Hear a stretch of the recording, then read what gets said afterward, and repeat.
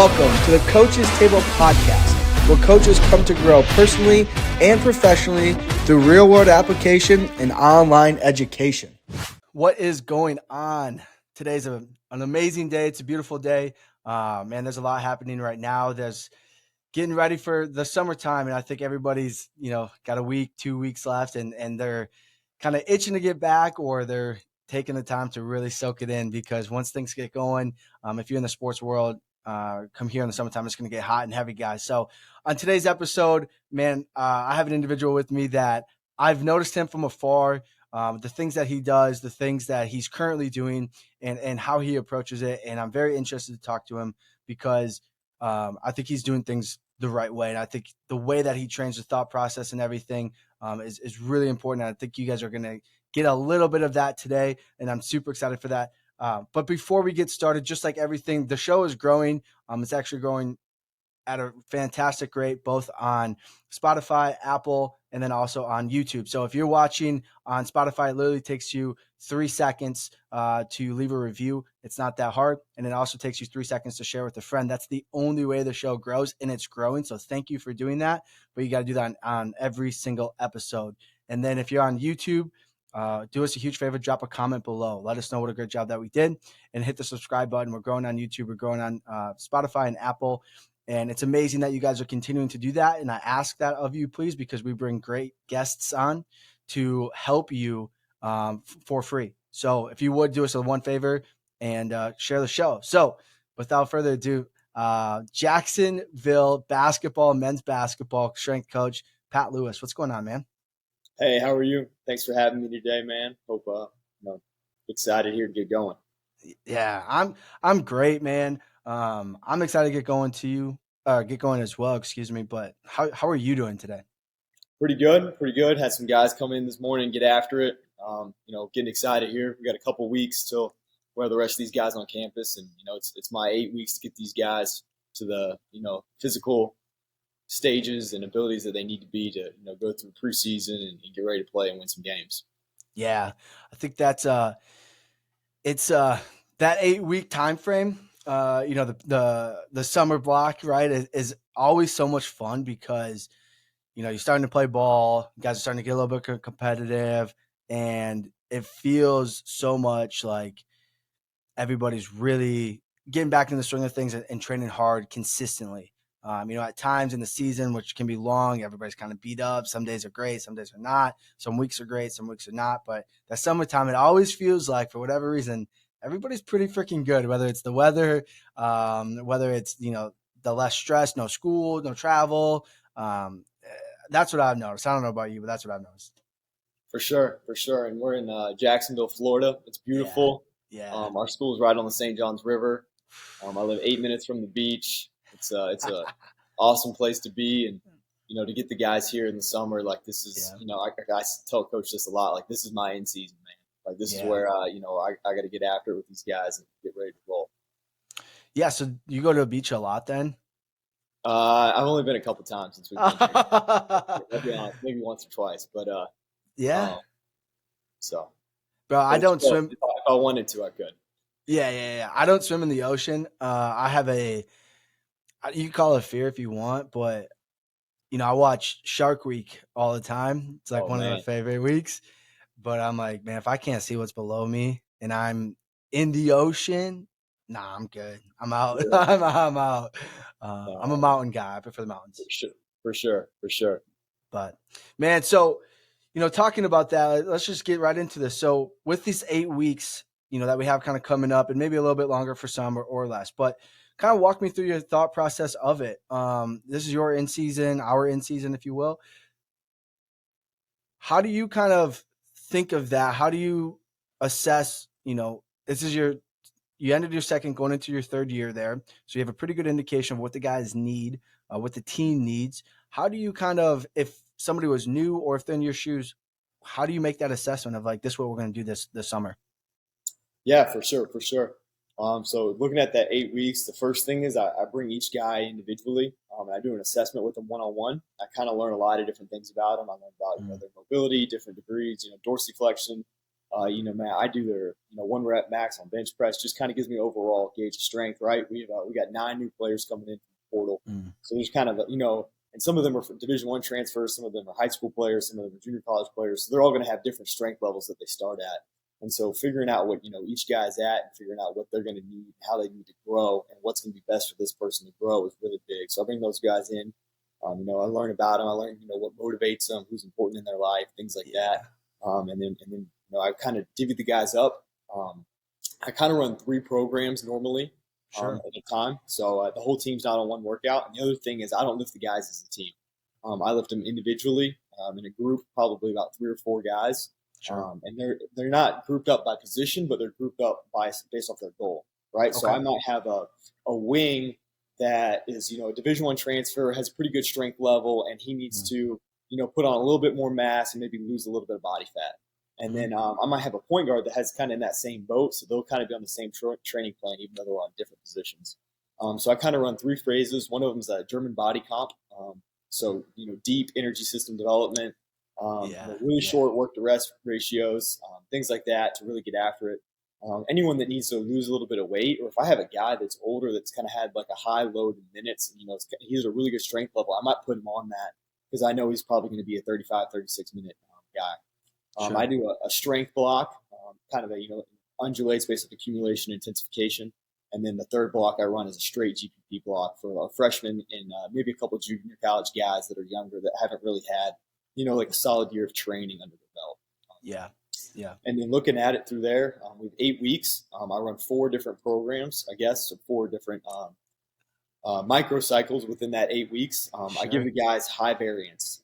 If you look at basketball players, they're really dopamine dominant in their brain.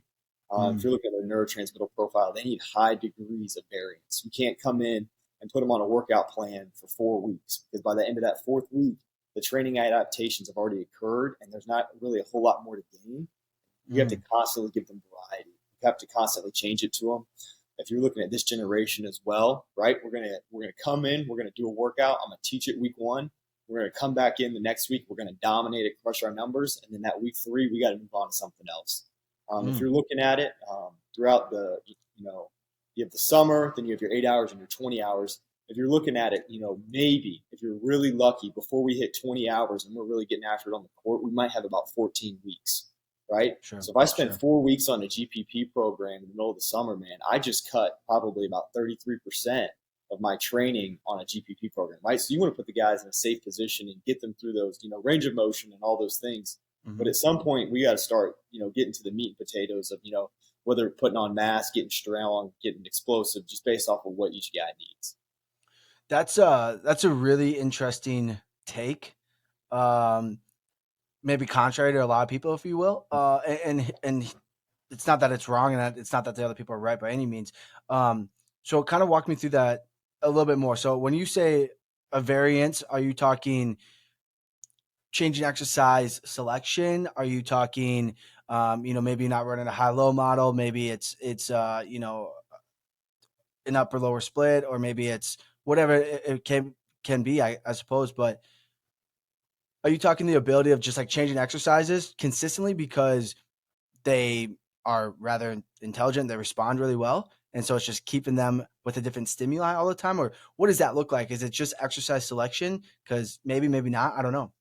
Yeah, for sure. So if you're looking at variety, right, there's a multitude of variables that you can change, and you have to constantly change. And if you're looking at the big 7, it's going to be your rest, your tempo, your reps, your sets, your volume, your intensity, and then the frequency, how often you train that body part, right? And so if we're looking at it in the summer, I don't want to say I bodybuild my guys, right? But like it's nothing like that. But if you look at it, you're looking at the sport of basketball, and if I weigh 260 at 6'8" and I'm rocked up, and you weigh 220 at 6'8", I know who I'm putting my money on is going to get a rebound, right? And like something we kind of say here is we got grown men in Jacksonville.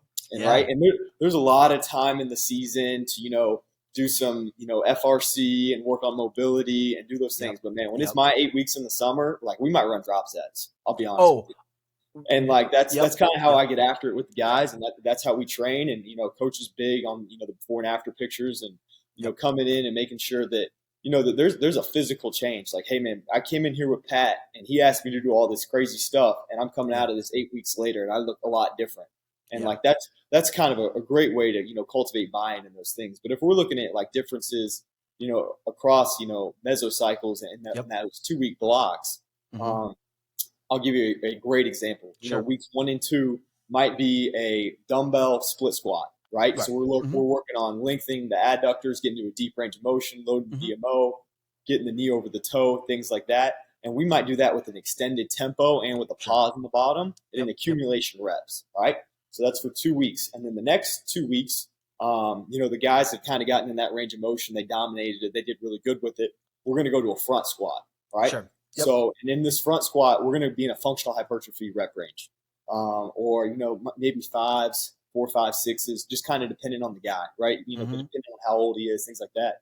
And I do multiple sets. I think that's something you're not going to get stronger doing 3 sets of 5, man. You ask my guys, we've done 10 by 5 on back squat in the middle of summer. Yep. It's you have to accumulate volume, you have to accumulate intensity to prepare yourself for the load of the season. And 3 sets of 5 doesn't cut it, man. If you're looking at the stimulus, like you have to fatigue the motor unit. You have to get to a point where, and it's not to a point where like we have guys like pulling quads or hamstrings or anything like that. But you want to give them a load and a stimulus that can then translate to them being able to be sturdy and withhold like our deep and our long practices in those 20 hours and maybe a 3-game week those first couple weeks of the season. I'm getting ready, and so we'll go into a front squat, all right, and then a couple weeks later, we do that for 2 weeks. Then we'll go into a back squat, and then the last 2 weeks might be a chain back squat. Sure. So and while we're doing this, we're changing the tempos, right? We're changing how many sets. We're changing the intensity, and there's certain exercises that like I pick for certain guys, and there might be a guy that benefits a lot better from a front squat. So I'm like, all right, cool.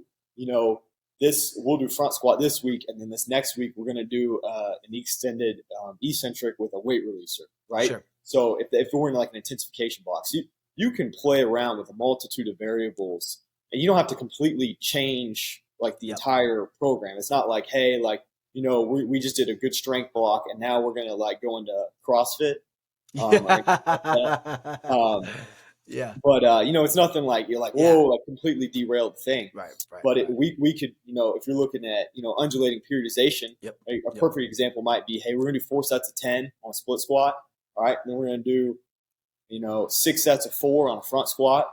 And we're gonna come back and get a little accumulation work, and we're gonna do some descending 8-8, 6-6, 4-4 on a back squat, and then we're gonna come back that last week and do 8 sets of 2 on a chain back squat. Right. Sure. So these guys got a constant stimulus of, loading the knee over the toe, loading the quad, squatting. But there was a change in the recruitment pattern. There was a change in the intensity. There was a change in, how the tissue was formed and things like that to make sure that we're constantly progressing and not plateau. Yeah. Yeah. That makes a lot of sense to me. I do actually quite similar things. Like the drop sets for me in the summer, are massive. Even in September, I think are fantastic, especially right before season, right before we get into non-conference preseason, getting them fatigued, if you will, right? Like inducing that level of fatigue, having like the anaerobic contribution to that. Like it's so beneficial, 10, 14 days, like get them accumulated to it, because that's what's going to happen when they play. And they're playing basketball throughout all this stuff as well. But to me, like you're saying, like the summertime is like the in season. Like I don't care if they're sore, right? Like maybe in the in season, I'm a little bit more careful about it. But in the summertime, I'm like, dude, I don't care. Like we are getting after it. Oh, you're sore and we're doing lower body exercise again. Good. Like it doesn't bother me at all. And it's what they need, not what I want. It's what they need. Right.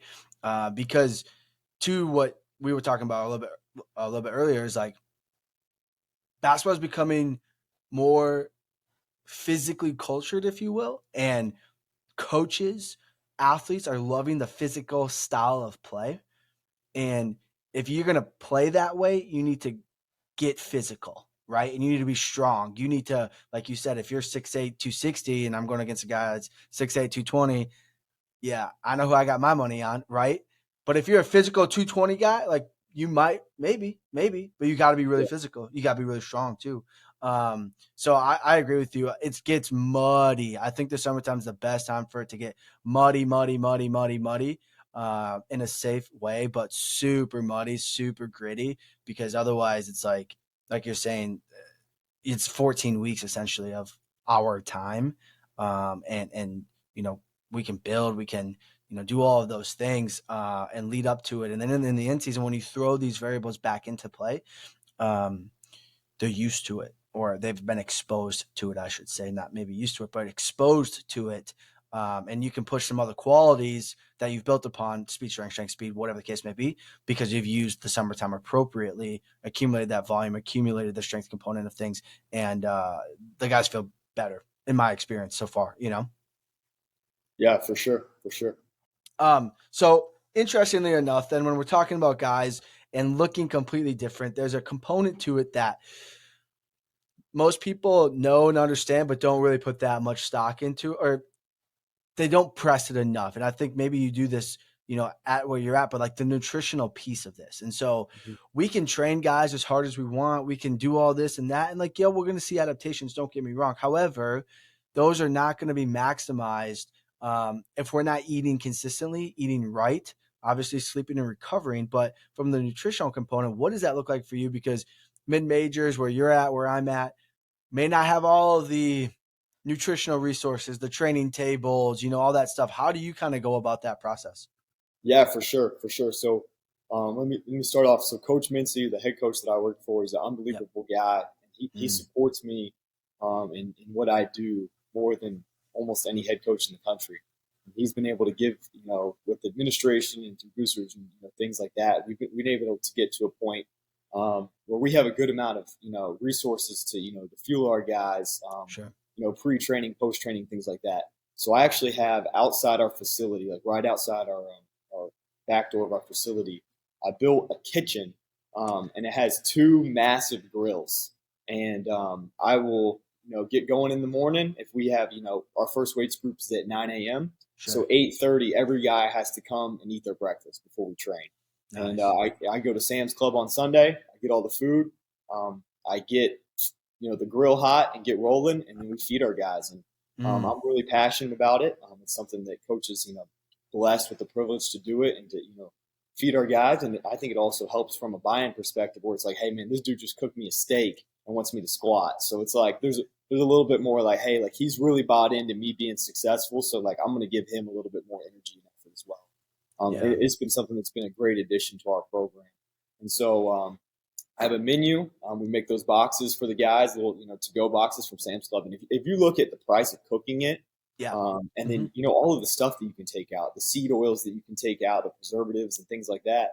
Like when you look at if you feed like a Division I basketball player a 10-ounce sirloin and 4 range-free eggs and a thing of watermelon, and then you have him squat, and then after the training, you load him up with different supplements and vitamins and shakes, and then you have them sleep. Like these guys, like, dude, they have unbelievable genetics, unbelievable. Yes. Like I train as hard as I can, and like I can't make the progress in 8 weeks that these guys can make. One, obviously they have like a component of not as deep of a training history, but they have some unbelievable genetics and freaks. And I think when you get into like coaching and these guys, like a lot of times, man, we're quick to really overcoach these guys. And it's like, I just watched this guy like 360 windmill. Like, I'm pretty sure he can figure out a clean pull if I just give him a few reps just based off feel. Like, he's just going to kind of, you know what I'm saying? And so I think, obviously we're going to put these guys in positions and coach them and show them how it looks. But I think, letting these guys be free and move and understanding like kind of those things like their bodies and the way that they're built as a Division I basketball player is just absolutely awesome. Oh, dude, I could not agree more. And like, the thing that I think is extremely beneficial with basketball is obviously the game is primarily running, right? And it's change of direction based, and it's so athletically expressed consistently, from jumping, from stopping to cutting to sprinting to all that stuff. Not that other sports aren't, so don't get me wrong there, because they are. However, the consistency of it helps guys stay relatively lean the majority of the time, and when you start throwing protein at them and you start actually fueling them appropriately, because the majority of basketball players are extremely underfueled, but like when you start fueling them appropriately, like you're saying, dude, you see them just like blow up in such a positive way. And it's like, dude, you put 12 pounds on and you look freaking jacked, right? And it's like you're getting the cardiovascular component and you're getting the basketball specific energy system development specific component of it consistently, because that's just the game. And it's like, yeah, like now I'm feeding you, and maybe it helps that you're young, and maybe it helps that you have good genetics and you have good hormonal responses to training. But dude, you changed so much in 8 weeks. And when guys see that too, they're like, oh, this is what's up. Like I'm 1,000% bought into it because they see it. And it's one of my favorite parts about training basketball athletes is you can get a lot with a little. You know what I'm saying? For sure. Like I had a freshman this year, red shirt. He came in at 178, and when he finished like the end of his season, when he finished his red shirt, he was 207 at a lower body fat percentage. And I'm like, man, like this is unreal. I'm like, dude, Yeah. like I wish it worked like that. You know, Yeah. I wish I could fill out my polos that quick. Right.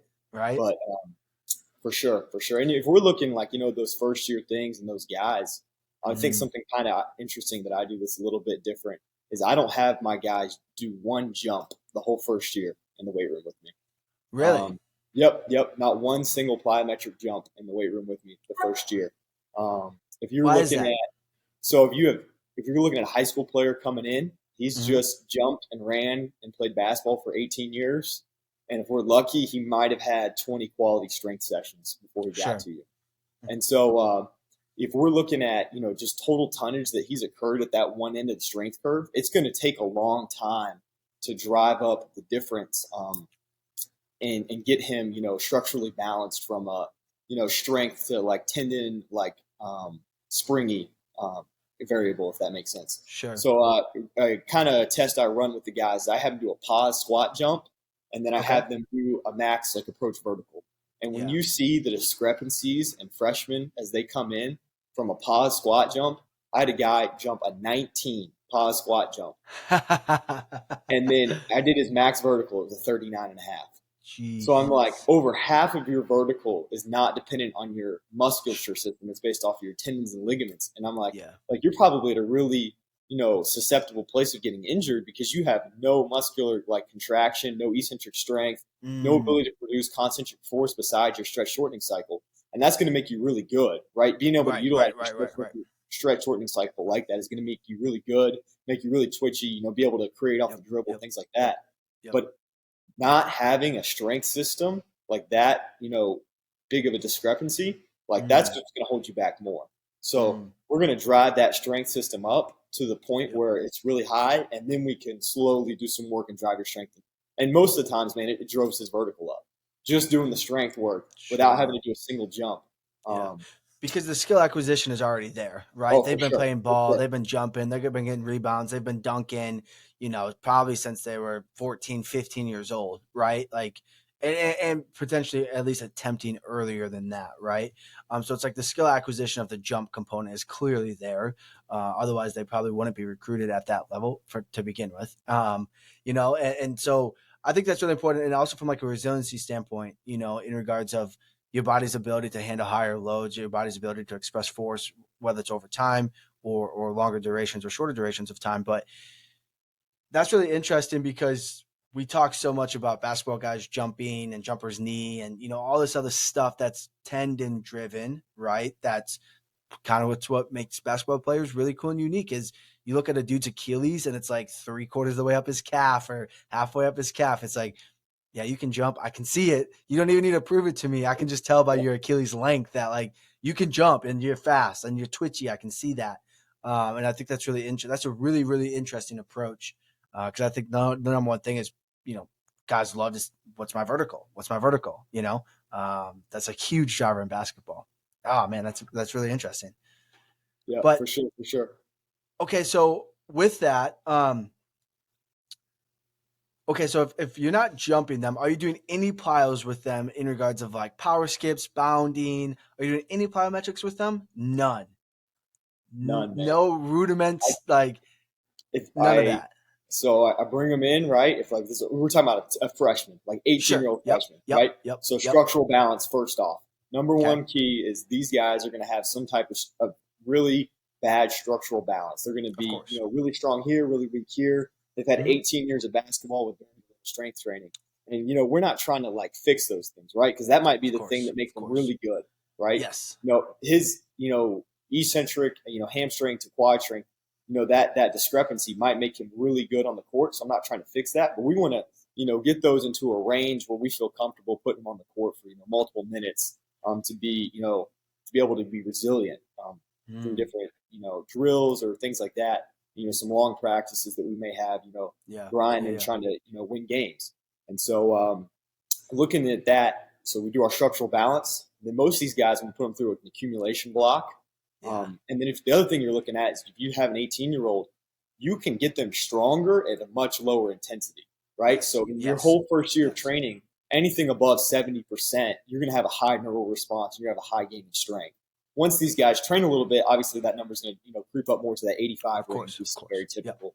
So you can use lower loads. You can use tempo, introduce tempo, full range of motion, getting those guys in good positions, getting them strong through full range of motion. And they're going to get more explosive. And then we're going to accumulate a lot of work there just to kind of counterbalance all of that work that they've done on the other end of the strength curve. And then we're going to give it a little bit of, area in between the two. So this might look like something like a clean pull, some type of transference exercise. So like, hey, we got stronger. Now we're going to move it a little bit faster, but we're not going to necessarily, leave the ground and cause like strain to the tendons and through plyometrics that you would, typically see in a really advanced guy as he's like, peaking or, getting ready for the season. But it takes several weeks for each of these steps to occur on the process. So there's not really a timing point where like a guy is able to handle a volume of jumping.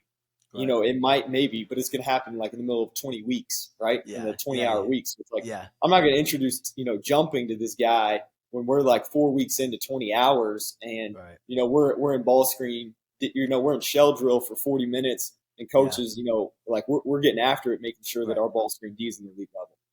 Yeah. And they're already jumping in practice anyways at that point in time, right? They're already doing, I'm a huge, if we're talking in season, I'm a huge fan of doing intensive jumps in season. And the reason why is because they're getting so much sub max and extensive through practice and through the game, but they're not, you might get one or two, like a big guy, if he's going up for a block or something, might get one or two intensive components in a game, right? And so from an in-season perspective, I'm a big fan of, hey, let's maintain that quality, right? So we're going to do intensive jumps in season, not extensive, because we're getting a ton of it anyways, right? And so it doesn't make sense from that standpoint, but we're not getting that intensive component of it. And if you're measuring verticals and you have technology, you can obviously then bookmark and see like what percentage of the top vertical did he get and actually verify or validate, like we're not getting that quality at all, right? And you can see that. So from like a tech standpoint, how are you integrating technology? We were kind of talking offline about, like RSI and stuff like that, but how do you guys integrate tech there? I think everybody, that's kind of a big thing for people. How do you guys integrate tech and sports science? What does that look like for y'all? And how does that look? Yeah, for sure. So we have Bald here. So we have like the force decks, force frame, and we have the board board. In the onboarding process, getting the guys here, getting them with their assessment, we're going to take them through those variables, kind of see where they're at on the Nordic and on the force frame. Hip abduction, adduction, external rotation of the shoulder, internal rotation of the shoulder. And then kind of going through that. The one I consistently use would just be a counter movement jump, hands on the hips. On the force deck, really, really basic. That's not my strength, man. I'll be honest. I've learned enough. I've learned enough about it to utilize it and utilize it to our advantage from a readiness testing and from a structural balance testing from left to right. And it's things that, I will continue to grow and improve on. But to be honest, I think kind of as we spoke on earlier, there's a lot of people that go down that tech rabbit hole really, really quick. And it's like, you're having this person jump on the force plates, but you don't know their brother or their sister's name. You don't know, what motivates them. You don't even know like what Yep. are the four muscles of the quad, but you're asking me like, hey man, what's the difference in their Yeah. eccentric component on the force plate? I'm like, man, it's just a tool, right? It's like Yes. people Yes. get really mesmerized by it. And it's something I use, right? We have it at the school. So if I'm not going to use it, I feel like I'd be selling us to a disadvantage. We have it here. I'm Sure. going to use it. I wasn't the one Right. that purchased it, but we have it here, so I'm going to use it. And Yep. so using it from readiness testing, you track the guys. You're like, Mhm. all right, he played 38 minutes. It's down. Makes sense, right? Yeah. Like a Yeah. lot of this is kind of, like it's, kind of veering us. But for the most part, your gauge of like where these guys are at, if you have a really good feel with them, a good relationship with them, you're pretty much spot on Yeah. in Yeah. terms of utilizing it like that. And so we use those systems. They've Yep. been good. And I'm looking at ways to expand on those. Sure. I've heard some interesting talk recently on kind of like the repeat, like on the double bounce jump. Oh, Looking yeah. at like that repeat second effort, and I kind of think the sport of basketball, bigs that are able to go up multiple efforts. Right, we're hitting the ground, we're coming right back up, tip Yep. in, Yep. things like that. Obviously, there's a big translation to the sport there, and that's kind of like the way we're going to navigate it and work it this year. Sure. But again, like you got to be able to coach these guys, right? Like there's so many people that just can't stand up and coach and get these guys like, hey, like if you want to look at it like a really good coach or a really good person, if you can get a group of 18 to 22-year-old basketball guys to come in and do drop sets on squats in the middle of the summer, and they're like pumped up to do it, that's probably a pretty good coach, right? Yeah. And he Yeah. might not know anything about a force plate. Sure. So that's kind of Sure. like my rant on it. Yeah. No, I agree with you. I've been at places where we've had all the tech, and I've been at places where you have none of it, right? And it's great to have it when you have it. Is it 1000% necessary? Maybe, maybe not. You can make an argument both ways on it, right? But I agree with you. If you don't know how many siblings they have, mom and dad, if you don't know, what they do outside of training and basketball, what their classes are like, do they have a girlfriend or boyfriend? Do they, you know what I'm saying? Like, if you For don't sure. actually care for them, nobody really cares what you have. The athletes, they look at tech, but they don't. Some of them love it. Some of them are like, "Oh, this again." You know what I'm saying? Like, For yeah, we sure. got to do our counter movement jump today, and Yeah. they're like, "Again?" Like, we just did that like 2 days ago, and you're like, "Yeah, I know." Like, we're doing it again, and they're like, "Dude, for what?" Like, it's so funny to see their reactions on it, and it's like for them, it's such a simple test. It's like it's literally like 20 seconds of your life, Not but even, but it's such a big deal to them because, like, dude, we just did this. It's like, I know. for You get sure. that? Do you get that? I Sure. get that. Oh Yeah. yeah, oh yeah. Got a couple guys like, man, I'm not jumping today. I'm like, like we might have, not played super well last night. I'm like, Yeah. all Yeah. right, Yeah. cool. Like I get it. Like, Yeah. no, but yeah, for sure. I'm like, man, come on, man. It takes 10 seconds. Yeah. Here Yeah. we go. Yeah.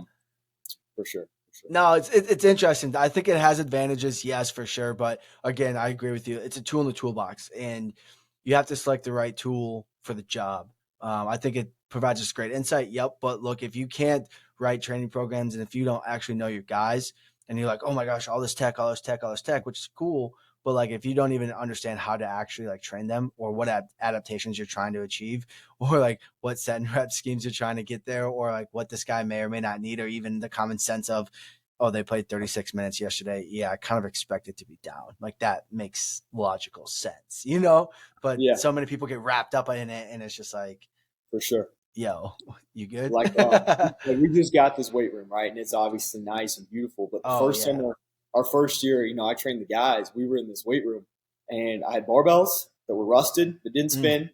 I had plates that didn't match on each side, and I had some dumbbells. And when I yeah. tell you, we had some unbelievable training sessions in that weight room, man. We Yeah. were rolling. Yes. Music blaring. We're doing our Yes. tempo, everything. These guys are executing it to a T, and Yeah.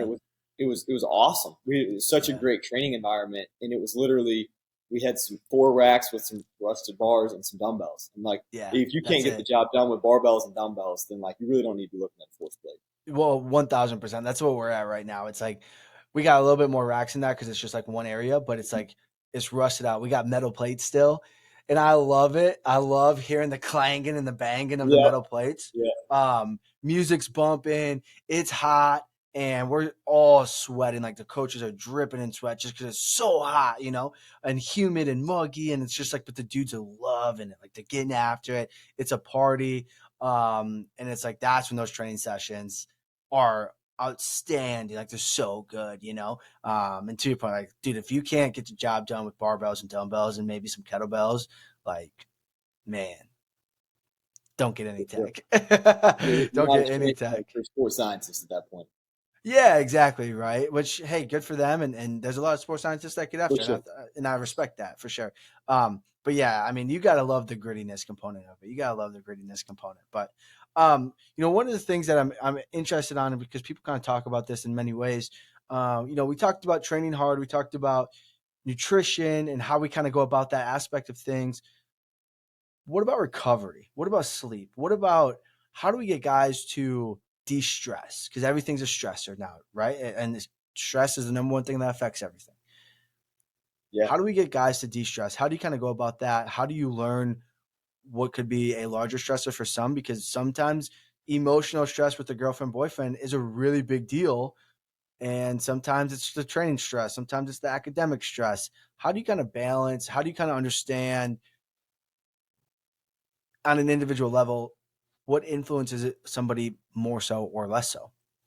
Yeah, for sure, right? And as a strength coach, we're constantly managing all these stressors, right? And like that's the biggest piece of this job. It's like, I explained it to somebody. It's like I have a soundboard with all these different slide variables, and it could be reps, sets, things, but it's practice volume, all these things, and we got to make the music sound really good. If you just turn them all up, it's just gonna blow. And like obviously that's something we're trying to do, right? And so looking at the stressor, so recovery, I'll kind of talk about it acutely, right, at the muscle level, and I'll kind of talk about it holistically. So I was fortunate enough this past year, I went to LMT school at nights from 5 to 10 p.m. So in the state of Florida, I'm a licensed massage therapist. So that's really good from a physical and manual therapy. That's something I believe in, right? If we're looking at fascia lines, if we're looking at things that are going to, influence blood flow and things like that. I do the large majority of the soft tissue work on our guys. And then we have our trainer here, Lennox Morejo. She does an unbelievable job, getting those guys in there, different types of recovery, things like that. And one of the things I was able to, kind of get rolling here, we had like this room. It wasn't like super big. And then, I used some paint and some different stuff. And, we got an old TV in there that, kind of looks good. Yeah. And we built it's like our recovery center. And so we have like 6 of the chairs from Normatec, the zero gravity chairs, and we have 6 Normatechs.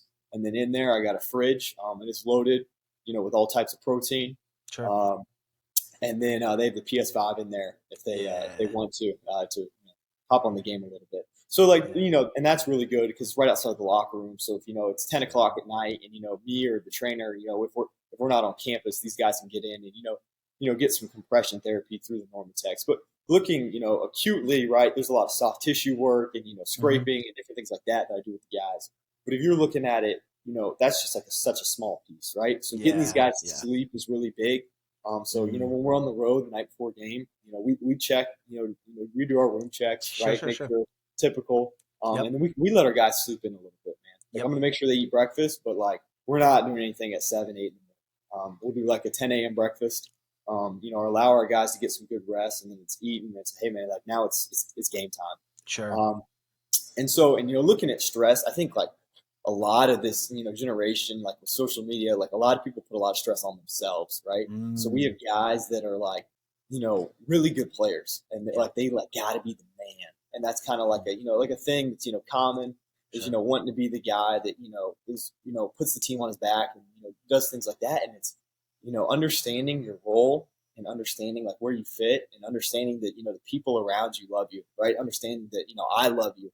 Our assistant coaches love you. Our head coach loves you. All of our support staff love you. And I think when guys get in an environment where they're truly loved, right? And they get in an environment where like they're competing daily, but we're competing together towards a common goal, and like the people around them love them and build them up and speak life into them. You really see like the effects of school and the effects of points, games, whatever, minutes, things like that. You see all those kind of really, really get diminished. And it's not that they're not there, But when you're in an environment, right, creating an environment with these guys where they're loved, where they come to the facility in between classes because they just want to hang out with us, Yes. right? And Yes. that's the type of environment that these guys are gonna feel the most comfortable, and then really de-stress and use basketball as a way to enjoy their life, also compete, go to school, create an opportunity for their family, whether it be through their academic or athletic achievement. And then, also, we're looking at it from a supplement perspective as well, because I like going down that wormhole. Magnesium obviously has a really, really big impact on sleep, and I have my guys on magnesium. When you're looking at magnesium, you really got to look at the chelates. So if you're looking at the back of the magnesium, you'll see different chelates, and different chelates are kind of associated with different effects. So it's not just magnesium. You can't just pick the bottle of magnesium. So looking at stress specifically, you have magnesium glycinate, which really works really well with muscle, and you have magnesium L2, which is really well with sleep. That's a very holistic approach, and I love it. If I'm being very honest with you, I also love the point you hit on there is like that you love your guys. That not only you do it, the staff does it, the trainers do it. The guys know that you love them. The guys know that they're in an environment that we're gonna train you hard, right? We're gonna get after it. We're gonna do all these things, but central to all of that is we love you. We want what's best for you. We're here for you. I'm your friend, right? I'm here to help you, and I think there's a huge component of that because it's like the guys feel that when it's genuine too. They feel it when it's like, oh, he's not just saying it, like he's acting it, he knows it, and you're not asking them to do anything of themselves that you wouldn't do yourself. And I think there's a huge component to that because I think a huge role that we play that probably doesn't ever go on talked about much or much at all is like the mentorship role that we play, the influence factor that we have on these athletes, just because we continuously spend so much time with them, both in season, out of season, all that stuff. And it's like, I'm not checking on you to annoy you. I'm not checking on you or telling you these things or telling you to eat your protein or telling you to get off your phone and go to sleep because I'm annoying you. I'm telling you because I love you, because I want you to be successful, right? I'm telling you that because I believe in who you are and I believe in you, and you might be the only one that believes in them at that point in time. Because a lot of times some guys, some girls can be going through a lot of things. And it's like, hey man, I just want to remind you, let me put my arm around you. I just want to remind you that I love you. I just want to remind you that I'm here for you. I'll help you through anything. And I think we get so wrapped up at times in the aspect of, myself included, in the aspect of winning ball games and getting after it. It's all this other stuff. And it's just like, I just want to let you know I love you today. Like, I care for you. I care for who you are. And I think that's such a huge component of it. And like to you, like we were kind of talking about beforehand, but like to you, like your faith is a big deal. Same with myself. And I think that's really important because, whether it's bringing guys to Jesus or bringing girls to Jesus, or it's just the aspect of we're grounded and rooted in something. And we know at the end of the day that like we're here to help people and we're here to be disciples and we're here to have those conversations and have the aspect of like, this is what good men are, this is what good women are. And I think that's really important. If you would kind of just talk about that a little bit, how do you kind of, do that? Sometimes it's taboo to talk about in a university setting. Sometimes it's not. What does that kind of look like for you? And how do you kind of do it? I don't want to use the word safely, but appropriately, because sometimes people think that's inappropriate to kind of talk about that. Yeah, for sure. So I think one of the key things is when these guys mess up, right? Like I think we got to start there. It's like we train 18 to 22-year-old basketball players, and the salary and the way I feed my family is based off how they hoop, right? Yeah. So I think like there's an overarching theme of like, hey, we got to win, right? But then there's an overarching theme of like, hey, I care about this person, right? And not just if they hoop, and that's going to push everything forward. But these guys are going to mess up. They're going to do something one night that they're not supposed to, and something's going to happen, and it's we're going to address it, right? We're going to handle it, and then we're going to move on. So like a great example, like I'm going to have a kid that's going to be late to weights this summer, right? Yep. And he's going to come in and I'm going to give him a towel and he's going to clean every weight in the weight room. And then we're going to get after it. Yep. And it's like, it's done, man. Like, we talked about it, we addressed it, and now we're going to move forward. Yeah. And I think like, with this transfer portal era and how you can like almost constantly turn your roster over really early. There's a side of like development with basketball that you have to be able to play the long game with these guys, and it's not just like like they got to be able to come in and produce right away. Like sure, like you need production and like they're on scholarship and like sure. They've got to be able to produce in some facet. But you also got to be able to like understand that hey, he's 18 and he got upset today in practice and it's okay. Yeah. And like and we're not going to let that emotion happen, right? Like we're not going to stand for that in our program, but we're also not going to hold it over that person, for the next few months. And our staff does an unbelievable job at that, and I think it's something that has allowed us to grow our culture and foster it. And then kind of on the religious side, so just in summer, my wife and I, obviously Jesus is a big part of our lives, and I'm in a group message with just me and the guys, and I just send them a text, and I'm like, hey man, like I'll pick you guys up. I'll be at the apartments at 10 if you want to come to church with me. And it's just kind of open to them. And if they, sometimes I'll have 4 or 5, sometimes I'll have 1, sometimes I'll have 0. And then just kind of roll from there. And obviously, that's just an important part, that you get to share with them and, kind of bring them in. It's not just me that does it. Our head coach does it. Our assistant coach does it. Oh, that's huge. It's an overarching theme is that, we're going to be a connector and a mentor to these guys on our staff to make sure that they're going to succeed and make it in life. Yeah. That's a huge thing. That's a huge thing. One, that your head coaches and assistant coaches do that as well. That's a huge component. And then 2, not to say what you just, but the second part of that is saying like, we want to make sure that they succeed in life. And not that everything that we talked about before doesn't matter, but we need them to produce. Sure. Yes. I mean, yes, but they also have 40 years of life after this, right? And how can I be an individual that's still in communication with them 40 years later? Getting to the point of like, how do I, we want to be at their weddings. We want to be at, have them come to us with major life events and help them through them or celebrate with them, and have that component of things. When you're struggling, you can reach out. I'm here. When things are going great, reach out. I'm here, whether you're still an athlete of mine or still a player or not. I think we at times forget that component so much because I had a coach that I still talk to today. I literally just talked to him this morning.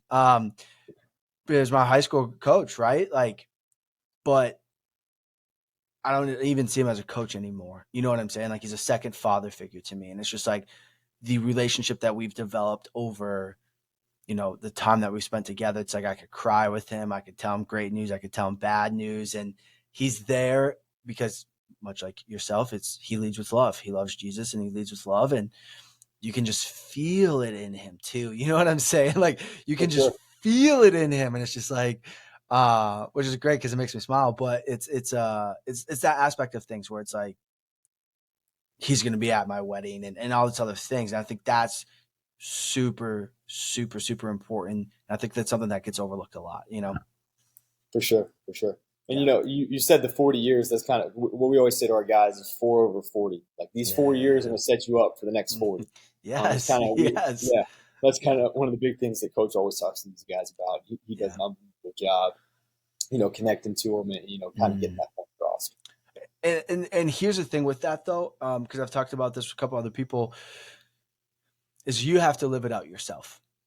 Mm-hmm. And that's the huge aspect, right? Because it's like if I want you to eat well, if I want you to sleep, if I want you to train, are you doing that? You know what I'm saying? Are you doing that? And I also think it's a huge component. Let them see you doing that, right? Let them see you praying, reading the Bible, training, eating, reading, whatever. Like I'm a huge fan. Like let them see you do that. Whether it's intentional or unintentional, I prefer to be in the unintentional manner, because then they'll be like, this is who coach is, like this is what he does. This is who he is. It's not fake. It's not a show. It's not this. It's not that. This is who he is. And that's why he talks about that. And I think that's really important too, is like letting them see you do that stuff. 100%. But man, this is great. This is, covered a wide range of topics and I want to hand it to you for a second. Anything you want to close in on, anything that you like hey man, I want to drive this home. This is something that's really important to me. Floor is yours, my man. Yeah, I think just understanding kind of where I think, where I get a lot of young coaches, talking to, different people in the Mhm. field and things like that, is kind of understanding the relationship with their sports coach. Mm. And I think that's kind of like a topic that where some of us, struggle in the field is understanding like where you fit into the program, right? Mm. And like, I get paid to, when coach asks me an opinion, right? Like, hey, like, how long should we practice today? Right. And I might give my opinion, but what we're gonna roll with is not my opinion, and that's okay Yeah. because like that I'm not the one that's paid to make that decision, Sure. right? And I think that's a point that understanding where you fit in, and then understanding, hey, like this is where we're at, kind of taking a step back, and then understanding, okay, how can I add value? How can Mm. I look at the situation and outside of just lifting the guys in the weight room, what way can I add value to our program that's going Mm. to ultimately increase performance, right? So if we're talking about performance, right, that's normally in our business measured in the win-loss column. So Sure. it's like, how can I impact winning? And I think when, obviously I can't coach a ball screen, right? I can't call an offensive play. I can't make a three-pointer for our guys. Yeah. And so, there's certain things I, can help in terms of winning. There's certain things I can't. But, coming off a season that's, we weren't as successful this past season as we should have been, I'll be Mm. honest. We had a lot of really good players, a lot of really good returners. We were on a team that was, 4 points short of making the NCAA tournament. Bringing Yep. all those guys back, Yep. and adding some really good pieces, we were in a really good spot. And we Yeah. didn't have the year that we should have had. And you have to look at yourself in the mirror, and you have to look and reevaluate everything you've done and say, like, what way did I not help, right? Mm. And you can be really easy to be like, well, my training program was really good, and we ate 200 steaks, so it's not my fault we lost, right? Yeah. But that's totally wrong. You have to Yeah. look at it from a Right. holistic picture and be like, what did I not do? What can I Mm. do better? And Yeah. what can I do to drive the needle to help us win? Yeah. And if you look at the coaches in this field that make really good money and do this long term, they're in a position and a place where they help a program win. And Yeah. like that's like where you're going to really see your value. That's kind of where you're going to see your opinion and kind of see like an area where you can grow is if you're at a place where you can impact winning. Yeah. Yeah. That's awesome, man. I don't have anything to say after that because that was really good. I think it's a tough thing to wrap your mind around, especially when you're a young coach, Mm-hmm. because you want to go out and prove it, and my training is good, and we're getting the guys strong and fast, and we're jumping, and look at Yeah. me. And I think we all struggle with that. I think we all have or still currently do, myself included, 1000%. Um, and I've heard that theme when I talk to people that are doing really well, that are, at higher levels, that are, with really good teams, and is the common theme of like, you got to remember what you're paid for. And when your opinion may or may not matter, you can give recommendations, obviously, but it doesn't mean that we're going with that. And that doesn't mean it's right or wrong. And I think that's something that people struggle with, especially if you've never been in a leadership role, if you've never been in charge of people, if you've never had that component of things. Um, and then being okay with that. And this is what I recommended. If we go a different route, I fully support it. But, my thought is this, whatever it may be, but I support X. Cool. Awesome. And I won't hold it against you. I think that's a maturity thing too. Like, I won't hold it against you or be upset or, whatever the case may be. Because a lot of young coaches struggle with that, Sure. they sure I do. was Like, go ahead. Yeah, I was 23 when I Yeah. got the basketball job at Jacksonville University, and so I was Wow. head Division I basketball strength coach at 23. And our first practice, I'll never forget. We did a long, long, long, long, long physical shell drill, and I was like, Yeah. there's no way. Like we're down in the stands. I'm like, man, we're blowing these guys out. I'm like, this is wrong. But then Sure. we had the number 4 scoring defense in the country that year. Mm, It's our first season, and we were the number mm. 7 rebounding team in the country, and we played extremely physical. So, like, maybe it wasn't wrong. Like, Right. like Right. that instilled a mindset and a Yeah. mantra in our guys that we're going to guard at all costs, and we're going to make sure that we're going to play with a certain level of resiliency and toughness. And maybe setting that standard day one was more important than if our tissues were prepped and ready, right? And I think that was kind of really Yeah. quick. Like I had to learn, like, all right, I'm not gonna, it's not about me having my way. It's about this program pushing forward and us being in the best position to win. Yeah. I think that's a tough thing too, is because at times we look at things at such a micro lens. Like, Mhm. we weren't prepared for today's practice to go X amount of distance and whatever. And it's like, oh my gosh, like we think it's the biggest deal. And it's like, you gotta remember these dudes have been playing ball for a minute too. So like, For sure. hey, it's Yeah. good. Like sometimes I think we struggle, myself including all of this, we struggle understanding the bigger picture at times, right? And it's like, we're doing this drill not because of the drill. We're doing this drill to make a point, and that point's going to stick with us for X, for the season, and it shows. And it's like, mom, the tissues aren't ready. It's just like, yeah, we don't care. Yeah. Yeah. No, So that's awesome. Hey, man, I just want to say, thank you for your time today. I look forward to more conversations with you in the future. I look forward to you guys having a successful career, seeing what the summer brings for you guys. But I want to let you know that I appreciate you and what you're doing, what you're putting out consistently too, and what you guys have going on there and the type of individual you are. And I just want to acknowledge you on that, because I think at times we don't acknowledge people enough and show appreciation in the moment. So I just want to let you know that, man. no, I appreciate you, man. Appreciate you having me on. It's an unbelievable, opportunity. It's my first podcast, actually. Oh, wow. Look at that. Yeah, so it was awesome. Thank you for having me, man, and just as well, excited to see, kind of what you do with your new opportunity and how you grow and build into a really successful and sustainable program. Oh man, I appreciate that, and yeah, I'm sure we'll have a lot more conversation as well, and help each other throughout the way. And I think if we're talking about the basketball community as a whole for just a second, I think that's one thing that I really enjoy about the basketball community is how supportive and how helpful people are, willing to collaborate, willing to help, willing to share things, willing to do that. I think that's a huge component. It's one thing I've noticed that has stuck out in the basketball space, maybe in comparison to other spaces or whatever. But everybody's so willing to help, and I enjoy that. I appreciate that a lot, and I think it shows like there's really good people in that. No, But of course, man. yeah, so guys, if you got anything from this episode, if you were like, man, I got educated, I got entertained, man, it's a different thought process, right? Whether it's basketball or not. Do us a huge favor, share the show.